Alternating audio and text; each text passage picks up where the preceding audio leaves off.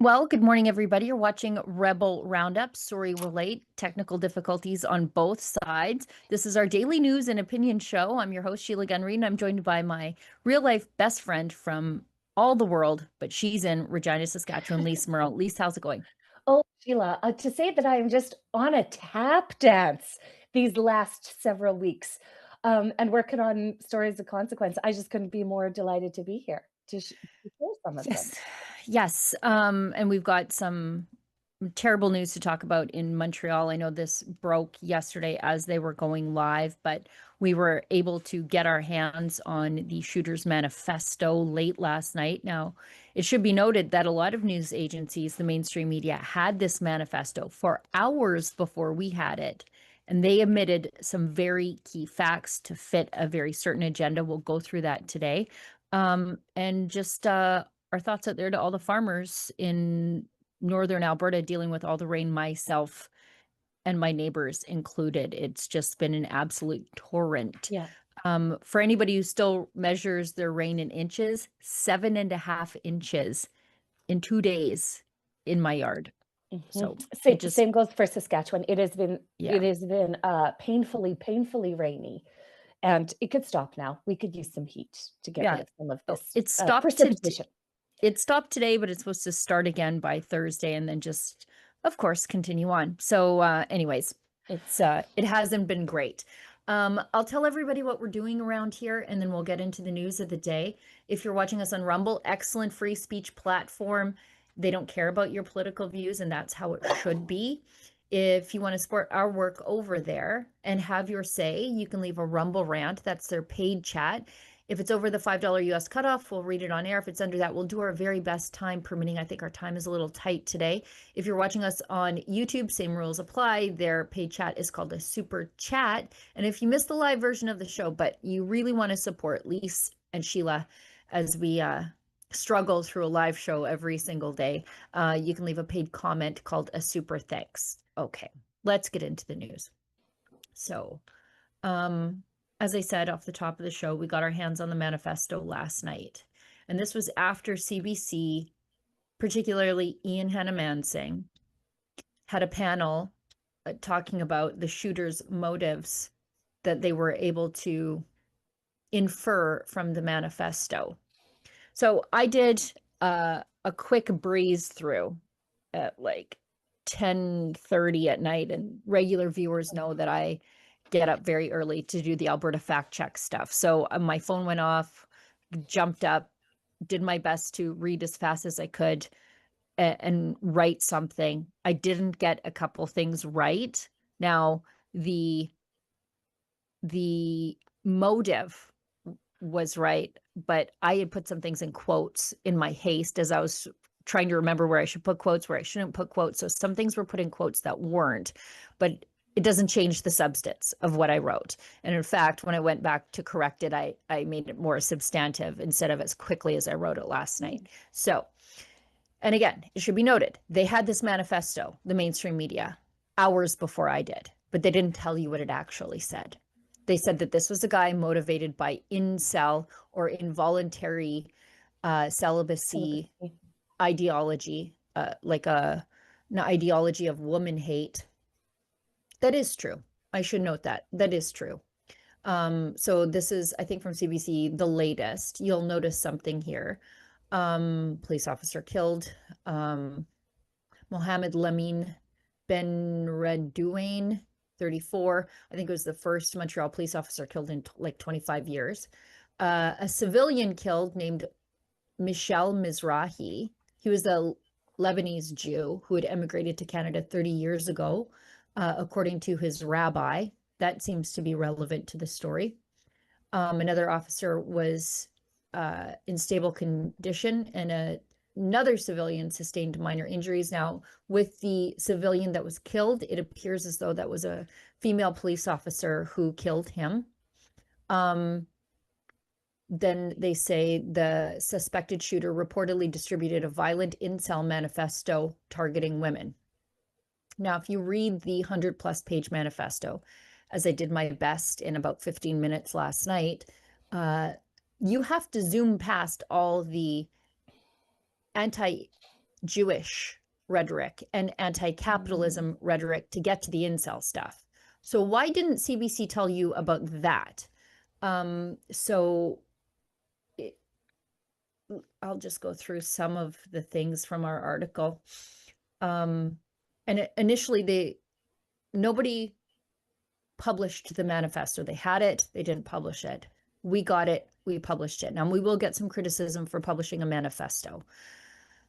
But it was very clear that the public was being lied to, and I think it's absolutely in the interest of news and transparency that you be able to read the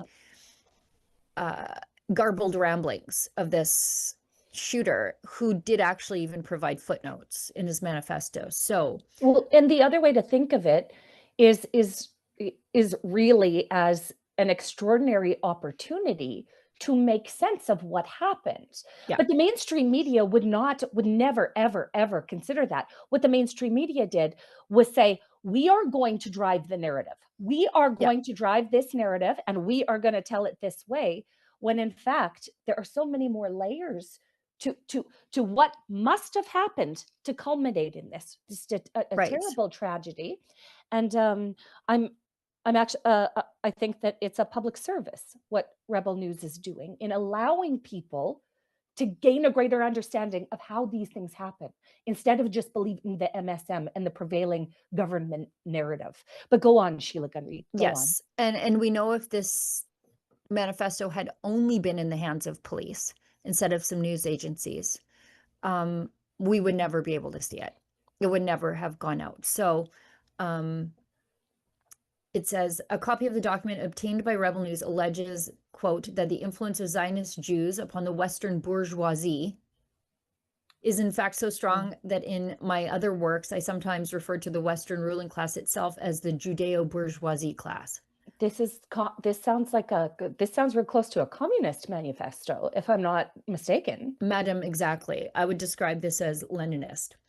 The document continues, it is very important not to fall into the absurd delusion of thinking that all Jews globally are somehow the participants in the globalist imperialist scheme that the elite Zionists and their Western bourgeoisie allies are so desperately trying to enact in present times. The document also praises communist systems, condemns capitalism, describing modern Western societies as, quote, hypergamous hellscapes, end quote. It states that, quote, capitalism is a system designed to extract value from the many for the benefit of the few, end quote. It claims that under capitalism, human beings are reduced to commodities, their worth measured only by their economic output. The author further writes that, quote, the capitalist order has destroyed authentic community and replaced it with transactional relationships, and argues, quote, that market logic has infiltrated every aspect of life, leaving individuals alienated and spiritually hollow. This sounds like a post-secondary dissertation. Bingo. This guy went to the University of Lethbridge, we understand. Yes. Yes. And majored in philosophy. Yes.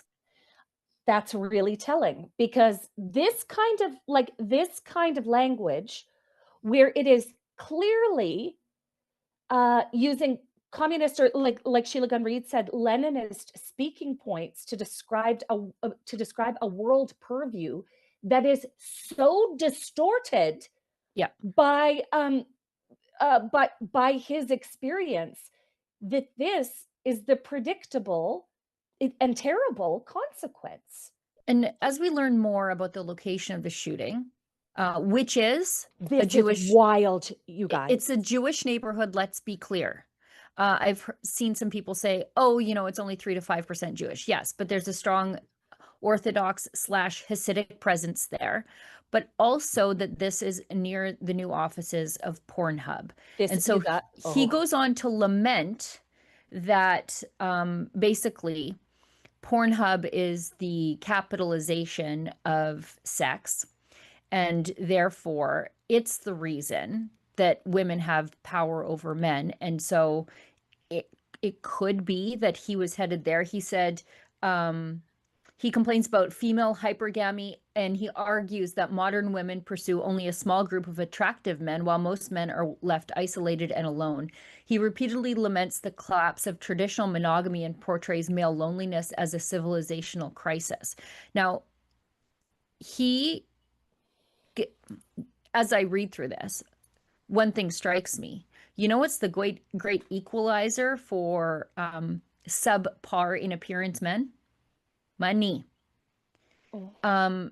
So if you are not one of the attractive men out there, capitalism might be the way for you to find a woman, but he laments against that.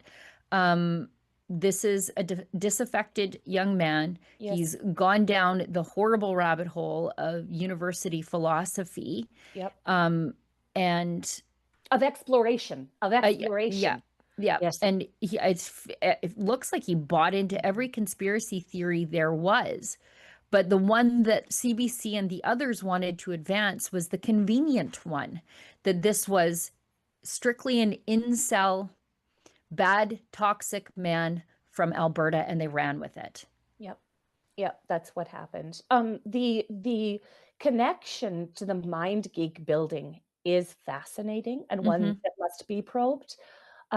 Viewers of this program will know, because we've talked about it before, that one of the leaders of Mind Geek, which is the sort of parent company to Pornhub, is a liberal lobbyist. It's a female liberal lobbyist. I'm not going to say her name, just simply because this is such a tragic situation.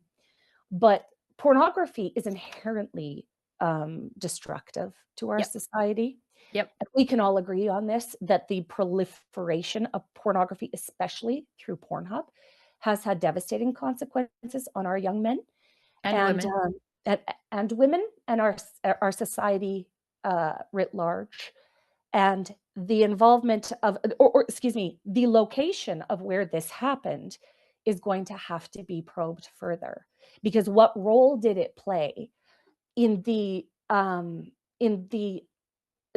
I mean the mental spiral of this man? Like, obviously he wasn't well. People that are well, people that are well don't do this sort of thing. Yep. No, Yep. they just don't. And it'll be really interesting to see what influence that company and the location of the shooting had on the events of yesterday. Yeah. Yeah, we've got it. But it's so extraordinarily sad, because in the background there are grieving families. Again, it isn't a loss to the system. Okay, the system will heal itself. They'll put 2 new guys in those roles. Okay, 2 new people in uniform. But for the family, the loss, a tragic and public loss like this is so extraordinary, and our thoughts are obviously with them today. Yes, and everybody involved deserves the truth. They're not getting that from the mainstream media right now. We've got a clip from our friend CBC Watcher of the CBC last night. Let's take a look. The shooter left a violent incel manifesto, part of a misogynistic movement targeting women. He also called for a violent revolution. Now, Quebec's police watchdog, paired with provincial police, are investigating. The tragic events that unfolded today have deeply shaken the people of Montreal and, more broadly, all Quebecers. I want to talk about the violent incel movement. We're going to talk more about that in just a moment. But to understand that this is connected to other events that have been seen in Canada, the Toronto van attack, Montreal's École Polytechnique attack. Some of this coming out of this manifesto. Yeah, that's what's said to be the main driver in the manifesto found by police belonging to the shooter. A manifesto targeting women, calling for a violent revolution.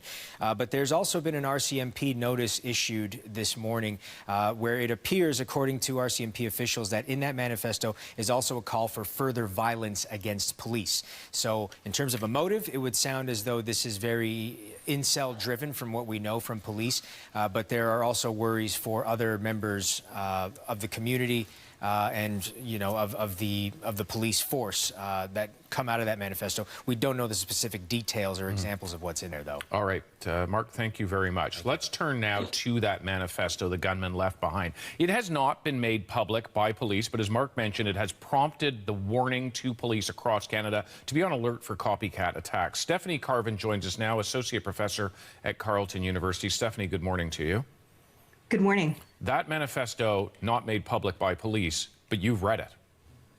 Yeah, I mean, I want to be very clear. This is the purported manifesto. So I have gone through it. I did not receive it from police sources.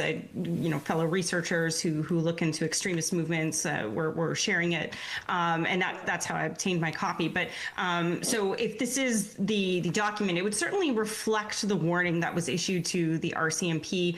There is, you mentioned the incel philosophy here absolutely is there, as well as a lot of anti-government extremism. And one thing we know about anti-government extremists is that they do tend to target police. You mentioned the previous incel killings. We've also had anti-government killings in this country as well. I'm thinking of the shootings in 2014 in New Brunswick. So yes, I mean, I can understand why that caution was made.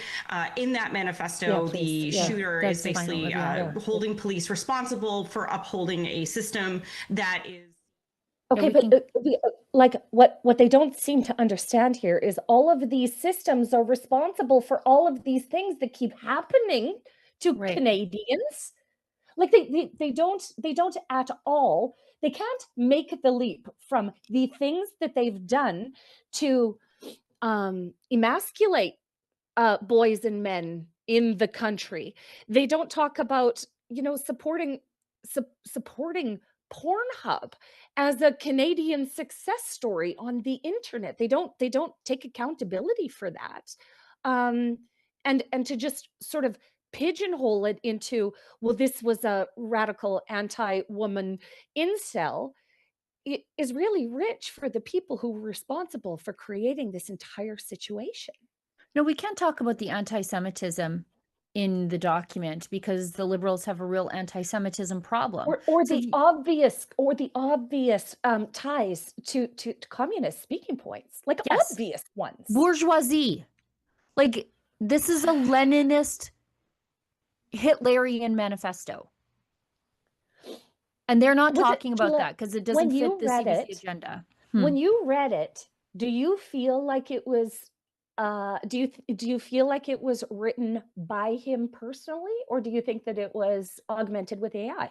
No, I think it was written by him personally. It's very detailed.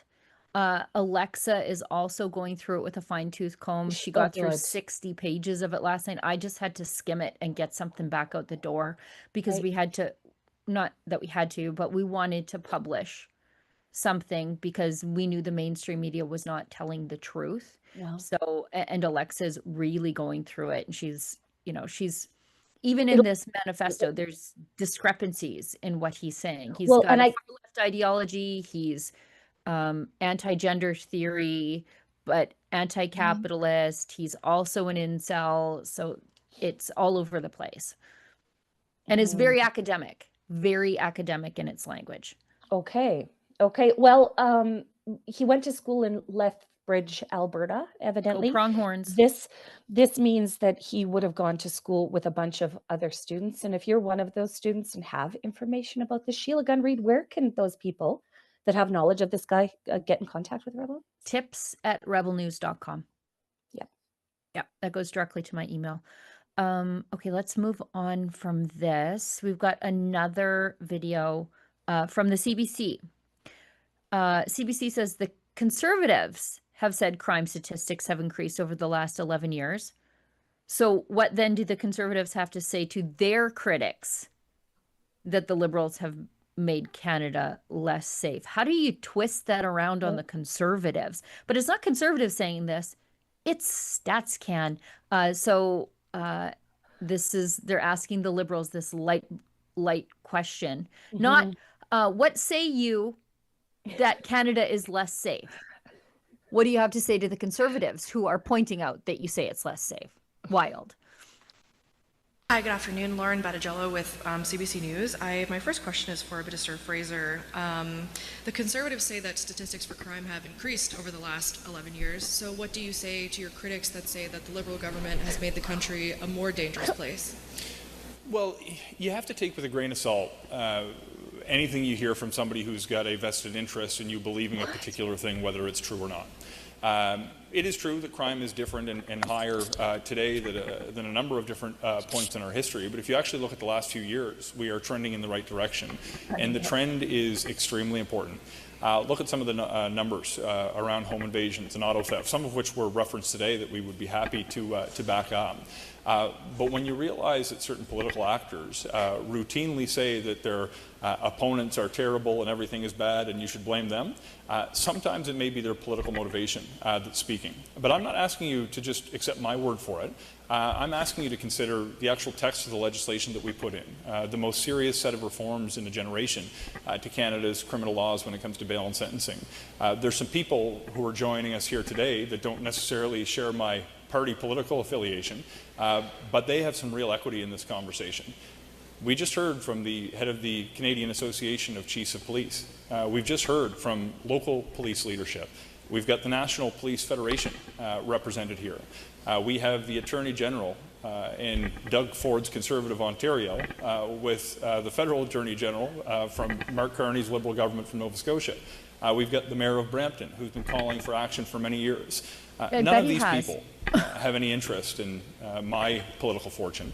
They have an interest in keeping Canadian communities safe. When you can divorce the political expediency from comments or criticisms of the Leader of the Opposition, you can realize that we've done our job not because we're better or smarter than anybody else, but because we listen to people who understand the problem. So don't take my word for it. Don't take my opposition's either. Do the work to understand the changes yourself, and hopefully you can trust the folks in uniform who've joined us today. Okay, so why doesn't he trust cops when they say we don't want to grab the guns? That won't work. Why did it take 10 years for them to do anything about the problems they created? Right. And Laura from the CBC, like if only you had the person responsible up there that you could ask directly about the increasing crime in the country, like if only. But instead, it was delivered, the question was delivered in a way to be anti-conservative, anti-Polyev, and to be dismissive of anything they have to say. It was grotesque. Yeah. Grotesque. What do you say about the people? What do you say to those guys who are pointing out that you've run this place into the ground? What do you have to say to the people saying those awful, terrible, mean, accurate crime stats at you? What From do you your have own to, government. What do you have to say to them? And then gives him all of the room in the world. Yep. To grandstand. Just gross. Did he hit his head with the clippers, or what was that? I don't know what's going on there. Does he just have did he get a good scare? Get a shock of white hair? Like what happened to him? Yeah, that like hit by lightning, maybe. Who knows? But in any case, boo CBC for that awful question, and boo CBC in general. Oh, well, and as Sean Fraser said, don't take his word for it. So I didn't. John Lott Jr., he analyzes crime statistics, and he's a crime researcher. Just so you put this into context, he's the author of More Guns, Less Crime, which is true. But he writes, Canada's crime problem is worse than people realize, and he's drawing on our Statistics Canada crime data. Canada's overall violent crime victimization rate was 295% higher than the US rate. Even if sexual assaults are excluded to reduce the differences in definitions, because some places count sexual assault as a violent crime and not, Canada's violent crime rate remained 175% higher. He's got a response to this too. He responded to himself, if you want to scroll down. Robbery provides an especially useful comparison because the surveys measure it in a similar way. The Canadian robbery rate was 268% higher than the American rate. Canadians are roughly 366 times more likely to be robbed than to become homicide victims, underscoring how misleading it is to focus on to focus public discussion almost exclusively on murder rates. Property crime shows a similar pattern. Canada's burglary rate was 259% higher than the US rate. Does he have a response to that too? He had quite a thread going the other day.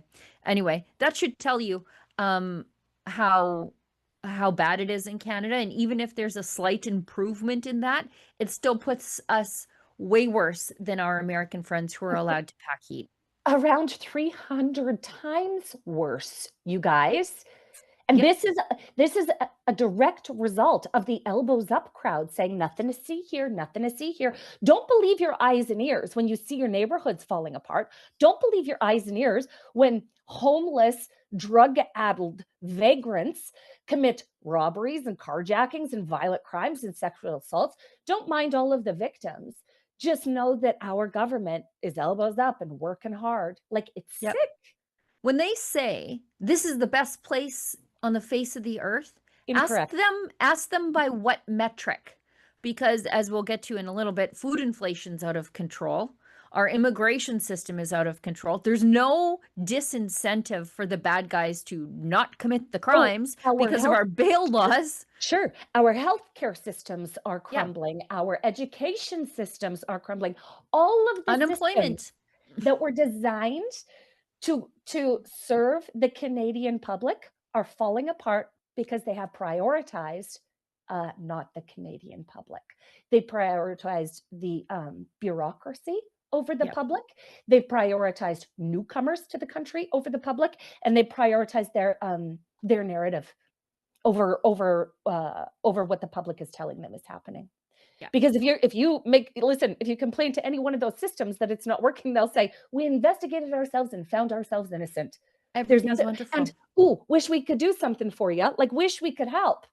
But we just can't. Yes. Because we have And just a prime example of this, this is from our friends over at the Canadian Coalition for Firearms Rights. 2 RCMP officers are recovering in hospital after being shot by a man in Melville, Saskatchewan. 55-year-old Marcus Dodge has been charged with 2 counts of attempted murder and multiple firearms offenses, including, wouldn't you know it, unlawful possession. I guess he didn't go through the RPAL course like I did. Let's watch. Standing here on a quiet street in Melville, Saskatchewan, you would never think that this was the scene of a prolonged police standoff that resulted in 2 officers being shot. Speaking with neighbors and eyewitnesses, it seems like a simple dispute over property lines and the painting of a shed somehow spiraled into a nightmarish scenario where 2 lives now hang in the balance. Both officers were taken to hospital with serious injuries, and police are optimistic. At this point in time, they're in stable condition. We believe they're in stable condition, and like I said, medical care is ongoing. I don't have any further updates. While police have not confirmed what led to the shooting, neighbors say that this shed at a home on 8th Avenue seems to have been the catalyst. Richard Gable lives across the street. He says he heard the argument and began recording on his phone. Get off his property. So there was an argument with the paint color and the property line.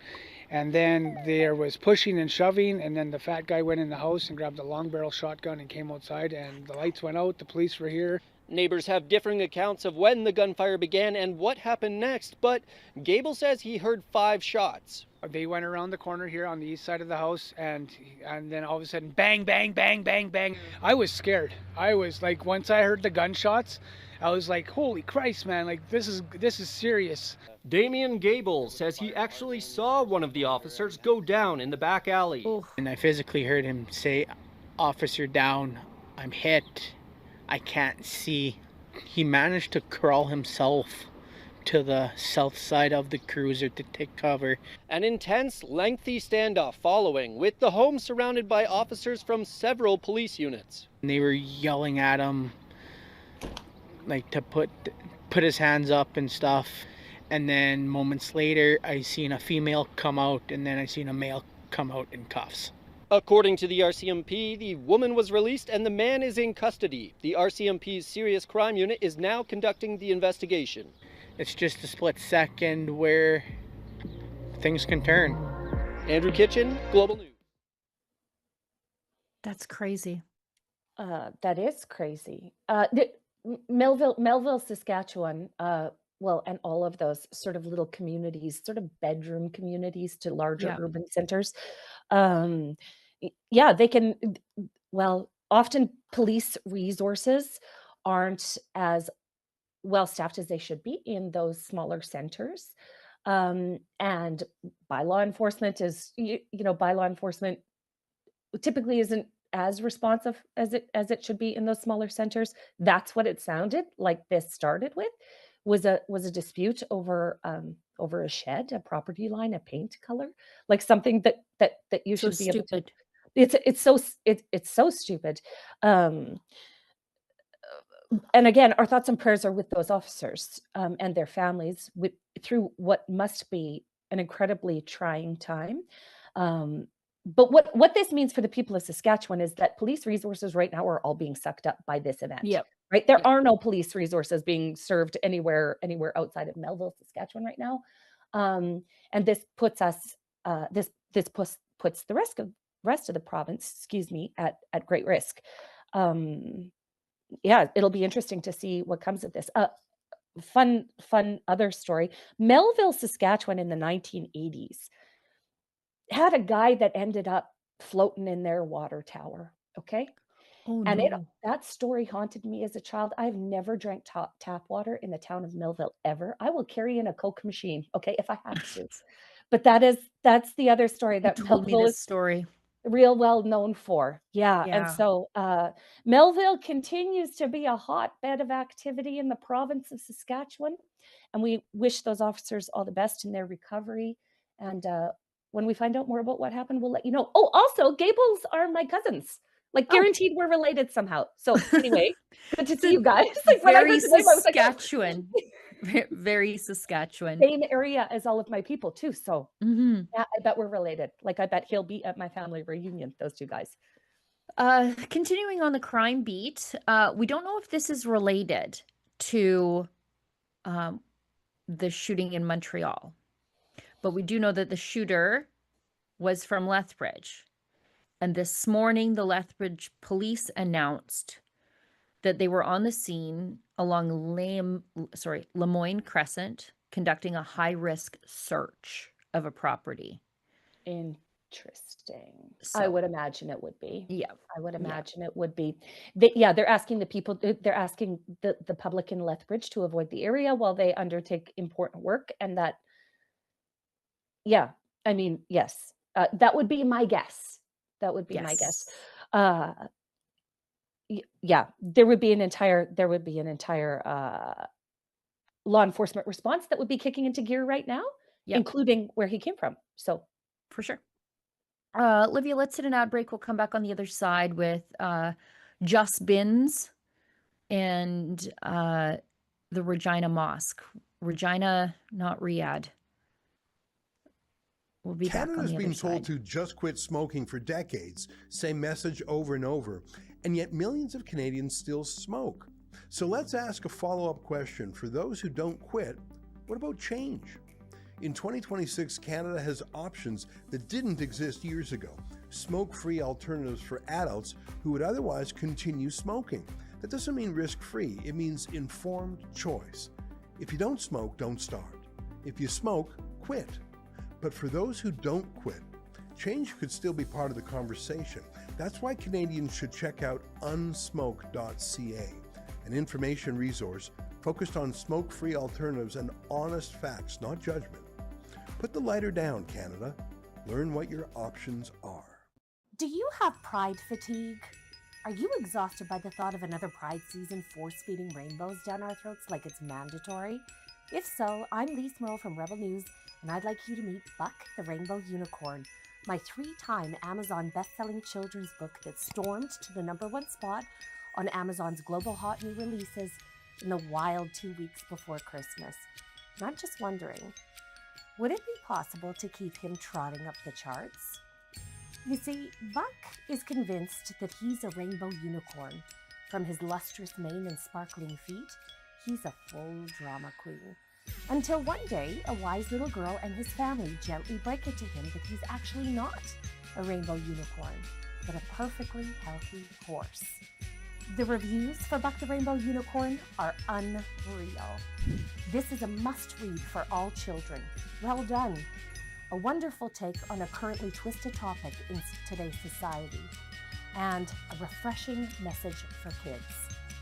A heartwarming, laugh-out-loud rhyming story about honesty, imagination, and self-acceptance. This Pride season, skip the fetish parades and instead share the gift of truth, love, and prairie pride. Visit bucktherainbowunicorn.com to order your copy today.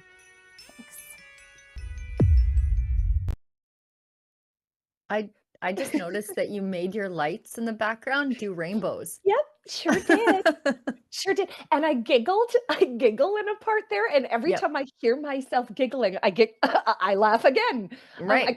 I could hardly get through that script without vibrating with delight. So thanks for supporting our little project, Buck the Rainbow Unicorn Canada. We're doing really bucktherainbowunicorn.com.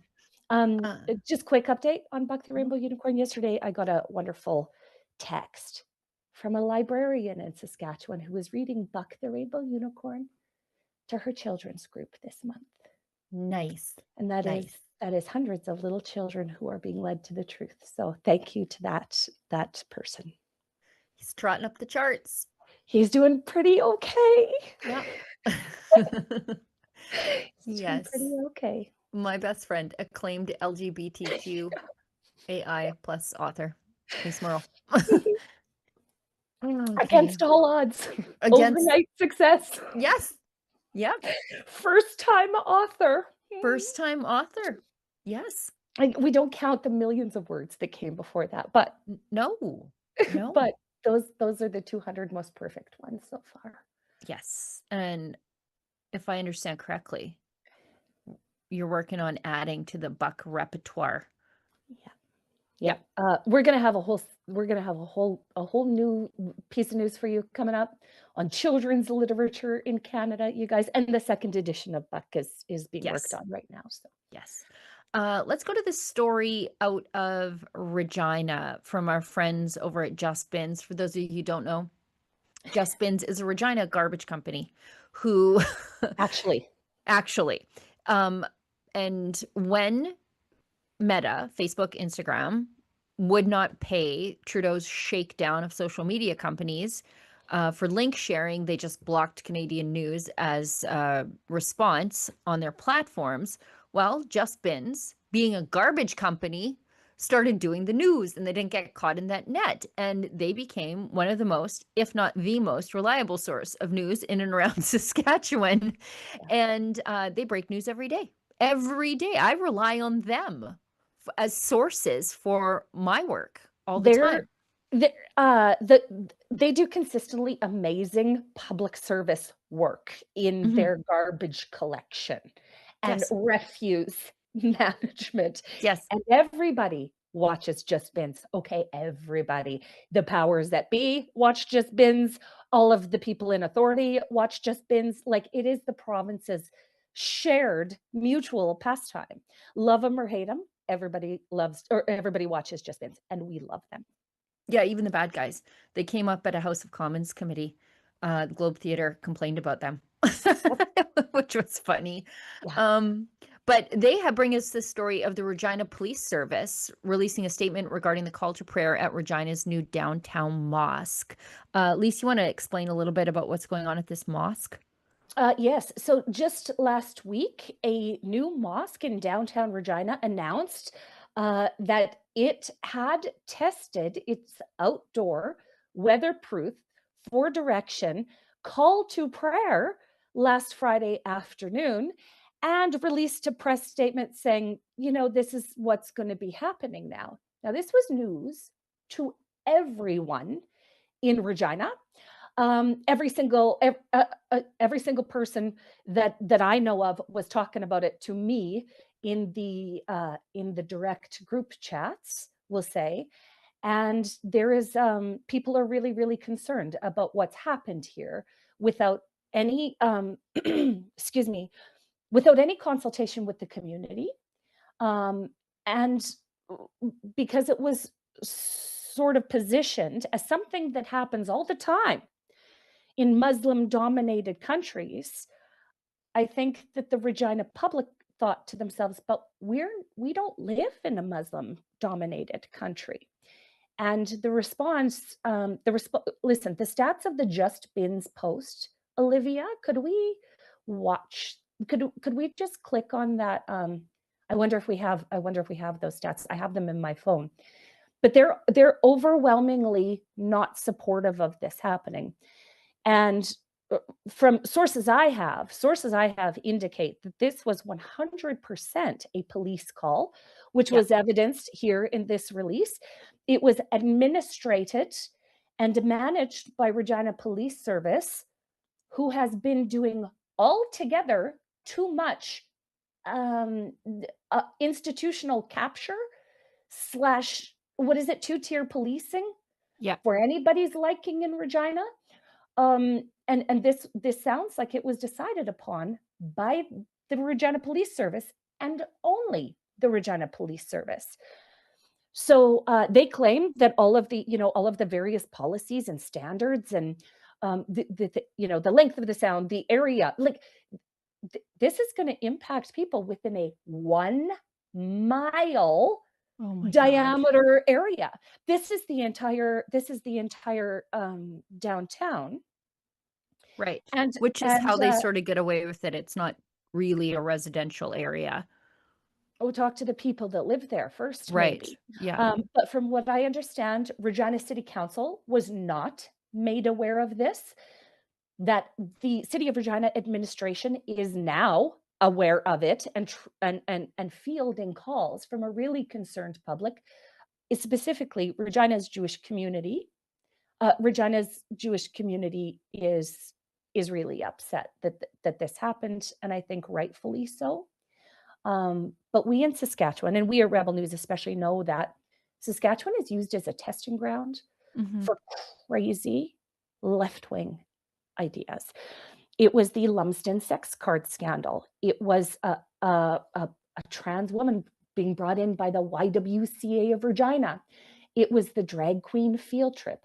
Now it's this, because activists, maybe including Regina Police Service, know that they're never going to get more pushback than they do in conservative Saskatchewan. So they test things on us here. And the more people that know that in Saskatchewan, the better. They instigate here in Saskatchewan. And I think by the responses, we can consider this an instigation by police. So it'll be really interesting to see what happens. Begs to be mentioned that the Regina Police Service Chief, Laura Lee Davies, number 2 lady in charge for years and years and years and years. And then they brought in a new chief, and he was a Muslim that originated in the West Midlands in the UK.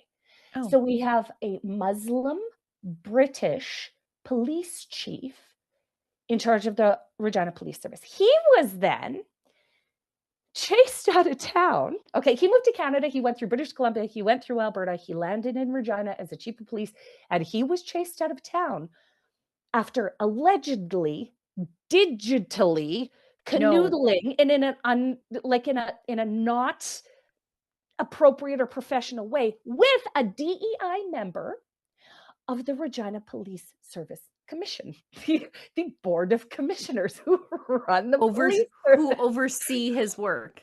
Yep. Oh. And there was a series of like thirst trap selfies from the gym. I saw. It was so embarrassing. And then, so then Regina Police Service is in a PR nightmare, right? Like, oh my God, our police chief from the UK, who was so progressive and so Muslim and so amazing and so community minded, did this. So then they elevated the number 2 DEI person named Laura Lee Davies up to chief. Now, as far as I can tell, Laura Lee Davies seems like a completely nice woman. Okay, a really very accomplished in her professional career, but she spent a great deal of time posing in ribbon skirts and doing things with ribbon skirts over the last 15 years in her service at Regina Police Service.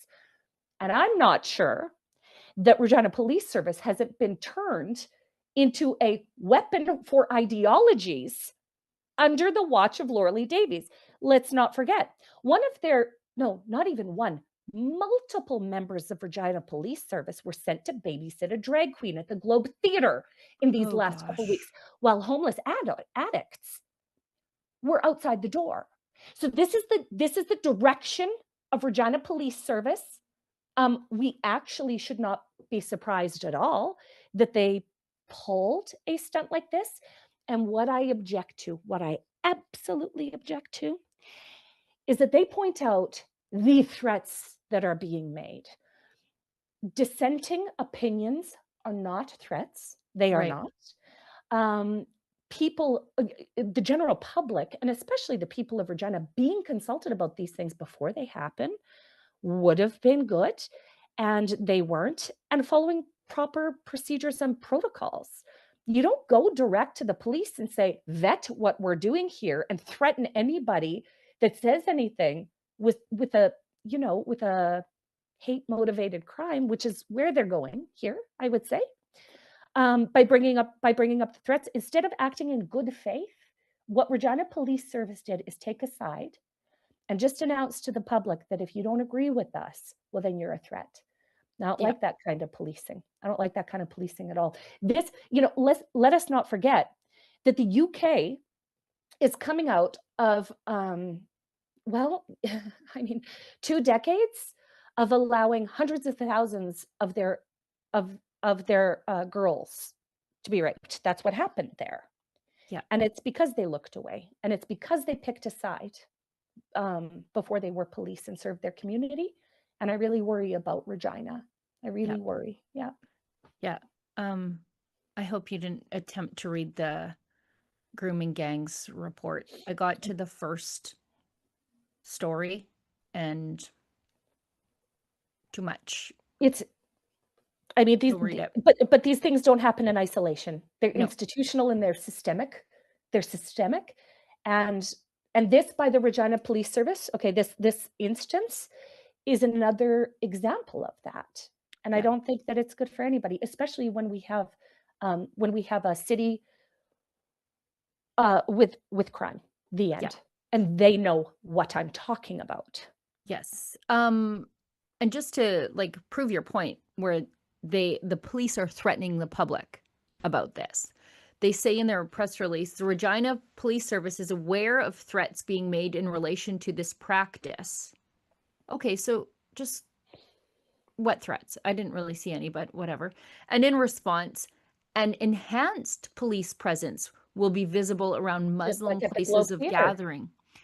Oh, no, sorry, not like at the Globe Theatre, but increased police presence is their knee-jerk response to when the public gives them accurate feedback in real time on social media. This is their response. Yeah, and then they say threats will be taken seriously. And guess what? Here it is. And investigated under recently enhanced Canadian hate crimes legislation. So they're going to use the Orwellian one on you. So behave yourself, or they'll ruin your life.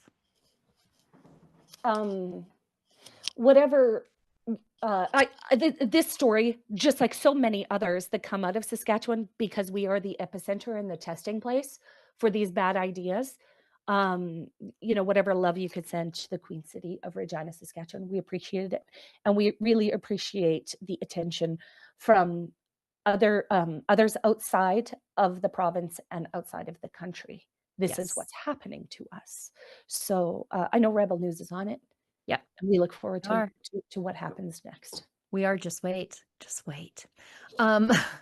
This is something that you brought to my attention because I wasn't paying attention, Lise. The NDP are hate watching me in Saskatchewan. And you know what?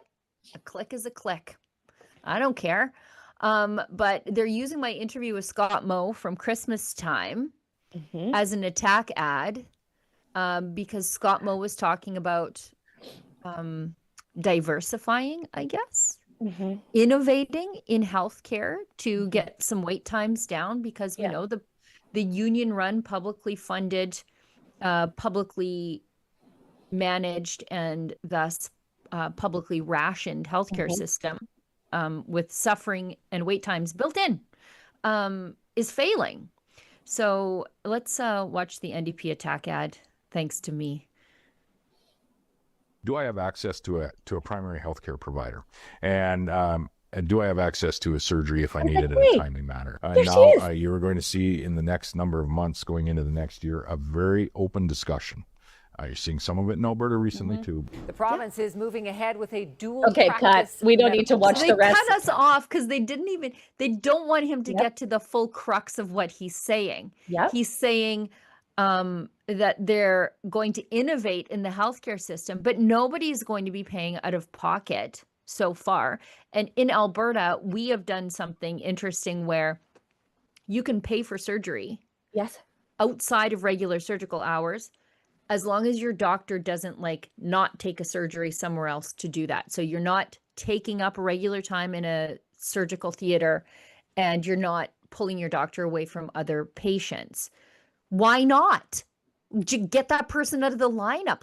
It's the most reasonable thing. Why do two people have to wait now in the line when you could actually only have one person waiting in the line? Well, Sheila, 100 people in one line or 50 people each in two lines. Which option moves faster?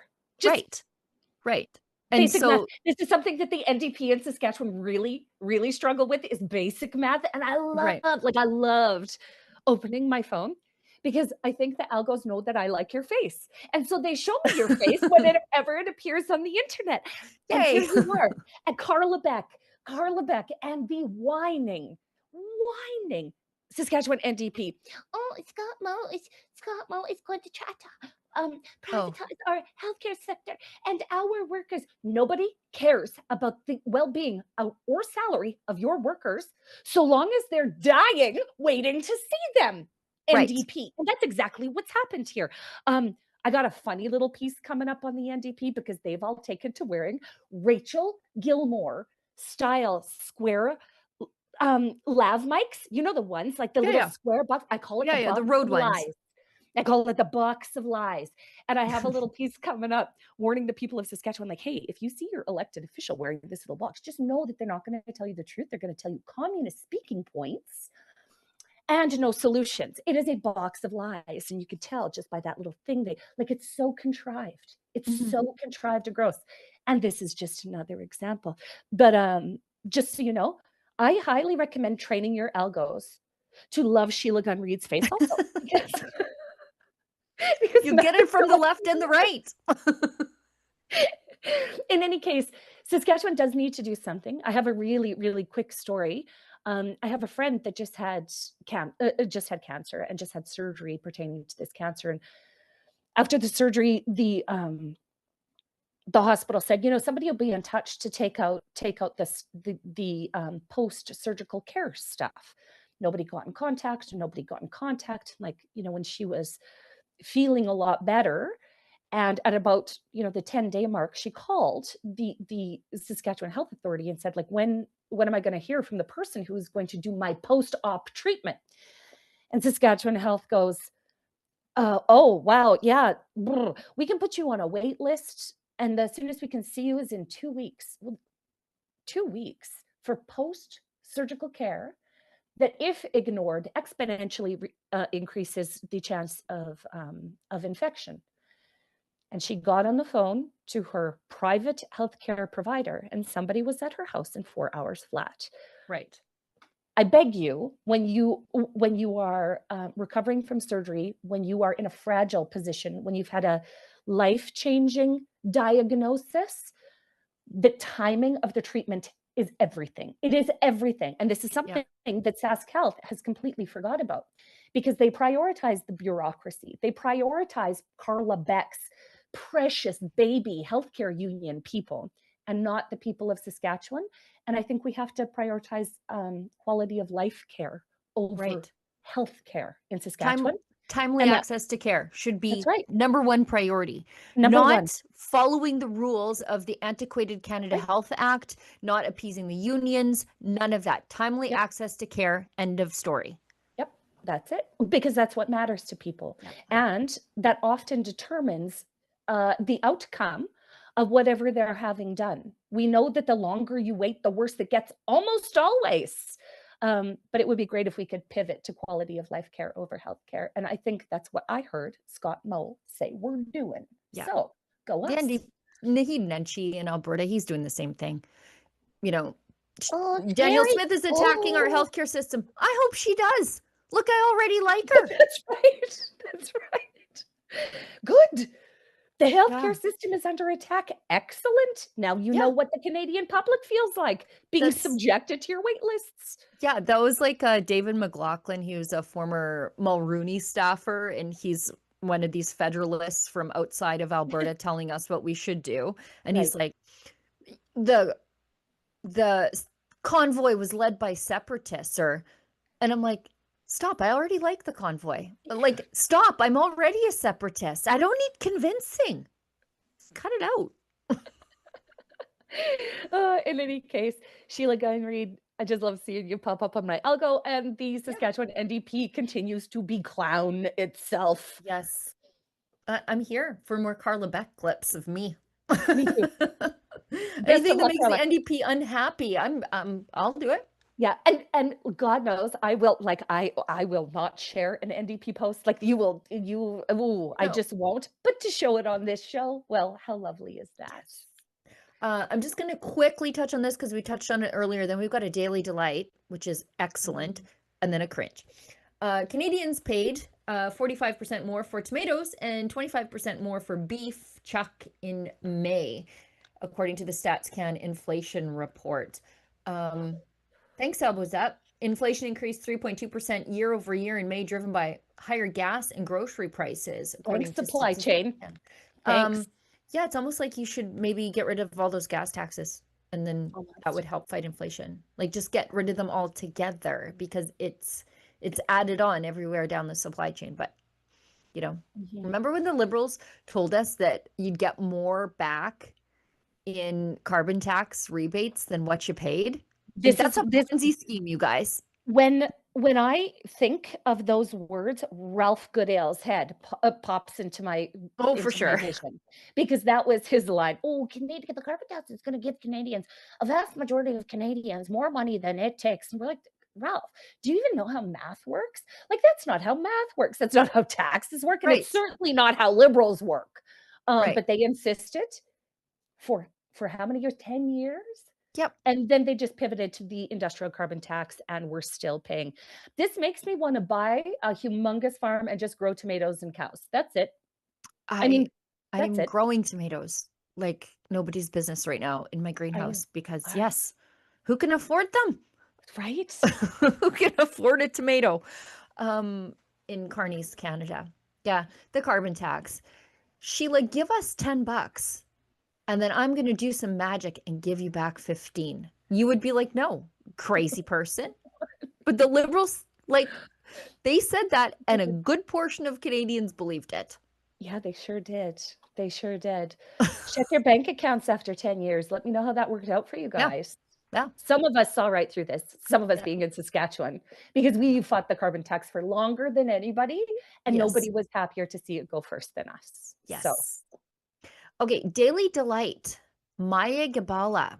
For those of you who don't know, she was the young girl that was shot in the Tumbler Ridge shooting for a long time. Nobody knew if she was going to survive, and if she did, what state would she be in? So it has come slowly. She woke up, and then it seemed like she had some brain activity, and then she began smiling. And then she went outside a little bit. And now she's communicating with her parents using a tablet and telling incredible stories. So I'm so delighted.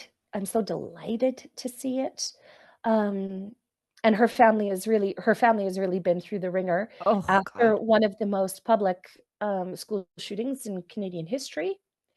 Her family was forced to couch surf while she was in intensive care. The government, and I mean all of them, who showed up at Tumbler Ridge to take selfies, did not help her family, did not assist her family, said basically that AI was the culprit of the whole thing. And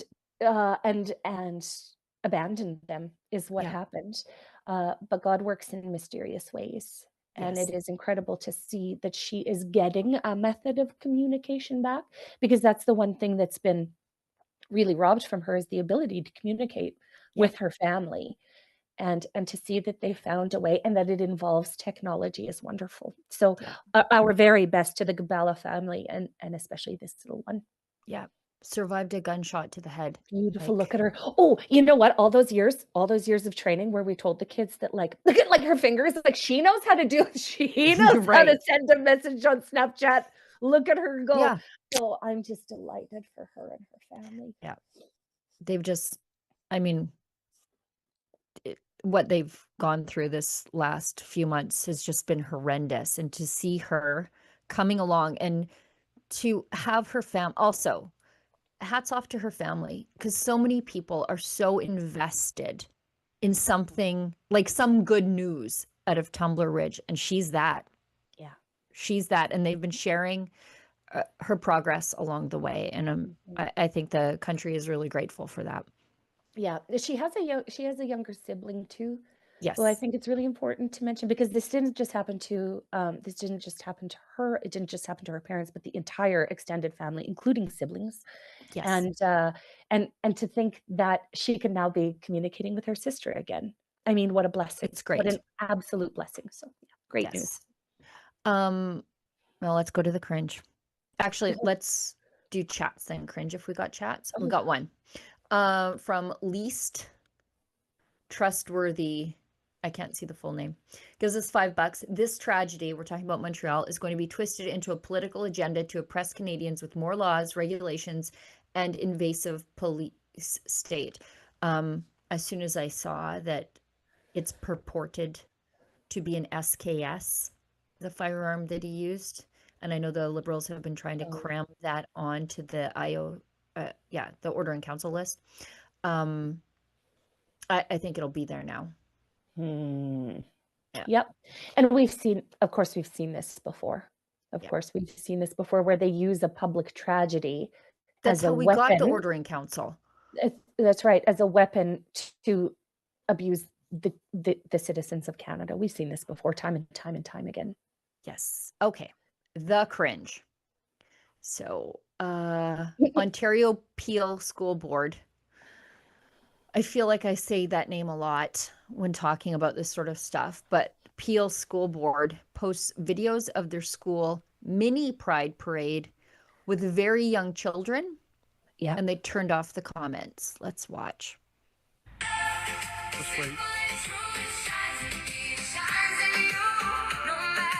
Get the millstone.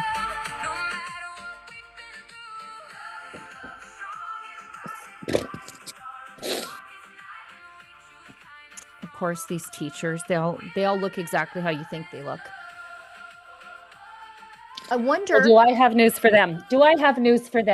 They're not your kids. Those aren't your kids. All of those kids belong to other people who aren't you. And unless you got written pre-consent from those parents, this is a gross boundary violation. It is grotesque. Our Regina Public School Board Director of Education came from this school division. Oh, if you're wondering naturally. How the rot in education. Look at that teacher. You just know. You just, Well, she doesn't have kids. Sheila, say the line. She doesn't have kids. She has abortions. Right. That's right. I think it's creepy when educators call students their kids. Yeah. I think that that's a red flag, and I think that anybody that does that should have their hard drives checked. Yeah. Yeah. I wonder too, like you saw there, a lot of kids from minority communities. You think their parents knew? Of course not. Highly doubt it. Also, those minority communities, social conservative. Also, those minority kids are specifically targeted by this kind of indoctrination because they know the parents are problematic.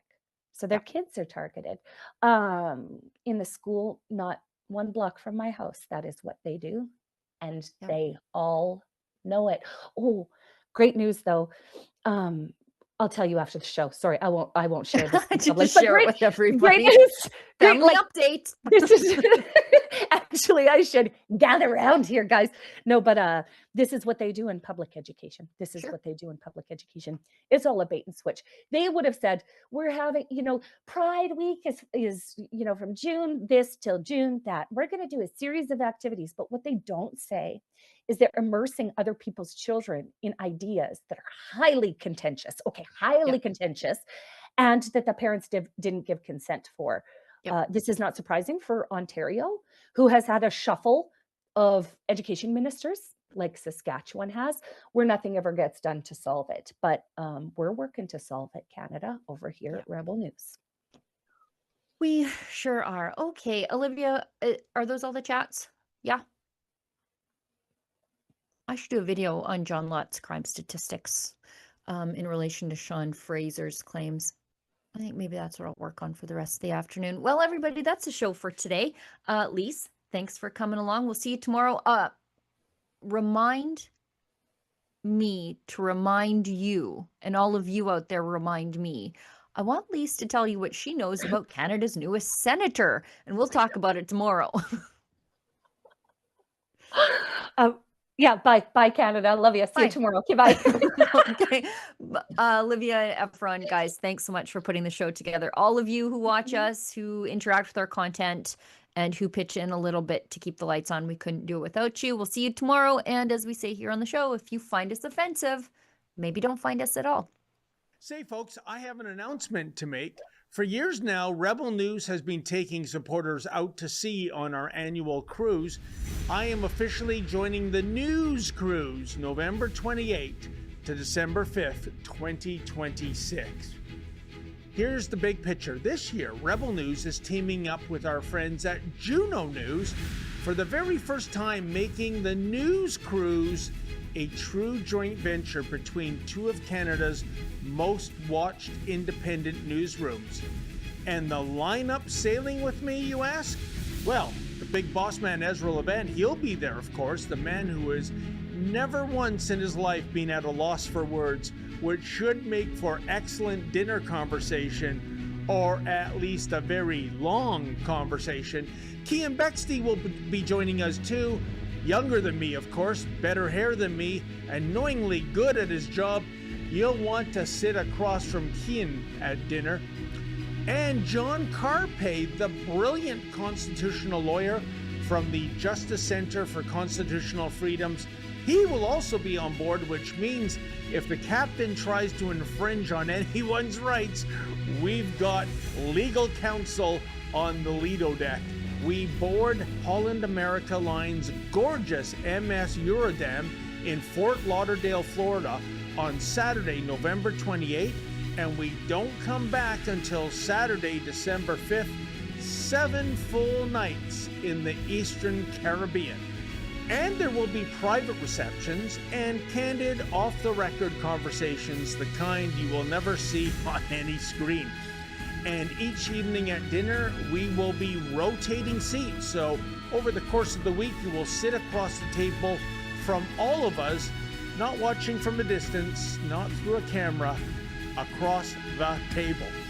Cabins are limited, and I cannot stress this enough. Every single cruise Rebel News has ever run has sold out. This year, with Juno News joining forces, demand is going to be even higher. So if you are on the fence, get off that fence and get on the boat. Visit thenewscruise.com to explore cabins and pricing. Please come join us. You just can't lose